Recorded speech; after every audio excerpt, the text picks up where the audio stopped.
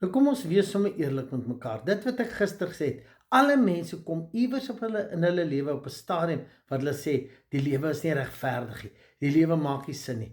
Veral as hulle sit met iemand wat jonk, hulle het 'n loopbaan gehad en skielik is daar beroerte en so 'n persoon is heeltemal vasgevang in 'n rolstoel. Dit verander die huisgesin se hele dinamika. Dit verander mense se lewens. Hulle moet net na hierdie persone omsien. Veral as daar nie nog finansies is nie. Daar's kinders wat verval in dwelms en drugs en jy kan letterlik hoor hoe daai mense sê ons lewe is hel.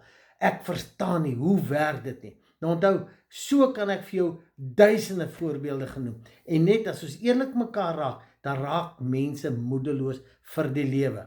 Want ons verstaan nie al die goeters nie. En ek glo nie ons gaan tot die dag wat ons dood is alles verstaan nie. Maar daar is 'n riglyn wat Jesus sê hoe ons dinge in die lewe anders kan beleef en dalk beter hanteer.